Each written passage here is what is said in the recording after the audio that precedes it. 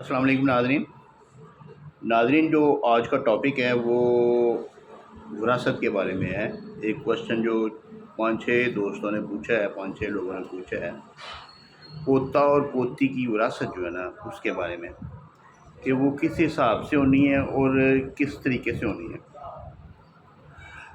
अच्छा, ये वैसे तो शरीयत में जो है ना वो ये निज़ाम जो है ना ये नहीं है। शरीयत में पोते को विरासत नहीं मिलती। जब कोई शख्स कोई बेटा अपने वालिद की ज़िंदगी में फ़ौत हो जाता है तो उसके बच्चों को विरासत जो है ना वो शरीयत के लिहाज से नहीं मिलती, और फेडरल शरीयत कोड का ये फ़ैसला भी मौजूद है।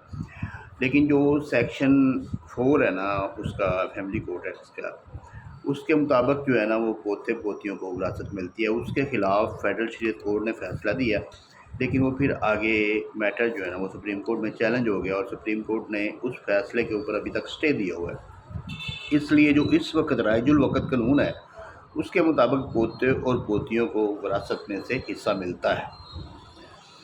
अब मिलता किस तरीके से है, क्योंकि मिलना तो उनको वही है ना जो उनके वालिद का हिस्सा होगा। तो जब वालिद फ़ौत हो गया तो उसकी विरासत पोते में, पोती और उसकी जो बीवी है उन सब में जो है ना वो तकसीम होनी होती है। तो उसका क्या तरीक़ाकार होगा। तो जिस वक़्त ये विरासत होती है ना, तो अगर तो पोता मौजूद है तो फिर पोते को पूरा हिस्सा, यानी कि पोतियाँ कोई नहीं, यानी कि बेटी कोई नहीं, सिर्फ बेटे मौजूद हैं, तो फिर तो जितना उसके बेटे को हिस्सा मिलना था ना वो सारे का सारा पोते को मिलेगा। ये वो अपने बाप की विरासत नहीं ले रहा, बल्कि ये दादा से डायरेक्टली विरासत जो है ना वो शिफ्ट हो रही है, इसलिए उसको सारे का सारा मिलेगा। वैसे तो अगर बाप होता तो बाप की अगर विरासत देता तो फिर भी सारे का सारा मिलता, लेकिन बेटियों के मामले में कुछ थोड़ा सा डिफरेंस आ जाना था, क्योंकि अगर कोई बाप हो तो और उसकी सिर्फ एक बेटी हो तो उसको आधा हिस्सा मिलता है, और बाकी आधा जो है ना वो उसके चचा उनकी तरफ जो है ना वो शिफ्ट हो जाता है, वो ऊपर चला जाता है।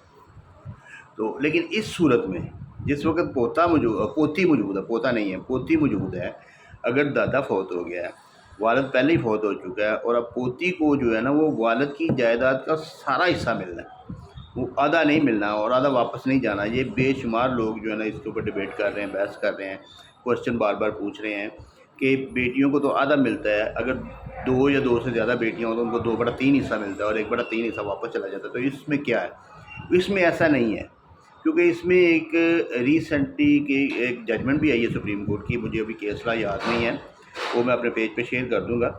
उसके मुताबिक भी यही है कि ये जो विरासत है ना ये दादा की विरासत हो रही है। ये जो पोतियाँ ये दादा से डायरेक्टली विरासत ले रही हैं, ये अपने वालिद की विरासत नहीं ले रही, इसलिए इनको पूरे का पूरा हिस्सा, जितना इनके वालिद का हिस्सा था वो पूरे का पूरा हिस्सा इनके ऊपर डिवॉल्व होना है, इनको मिलना है, और वो जितनी भी बची हैं उनको उनमें बराबर का तकसीम होना है। अगर बेटा है फिर बेटे को डबल और बहनों को, बेटियों को आधा, यानी कि सिंगल, वो एक जिस तरीके से जो रेशो होती है 1-2 की, तो उस रेशो से मिलना है। लेकिन अगर अकेली पोती हैं तो उनको बराबर में तकसीम होगा, और अगर सिर्फ एक ही पोती है तो फिर सारे का सारा उसको मिलेगा, और अगर एक पोता है तो फिर सारे का सारा उसको मिलेगा।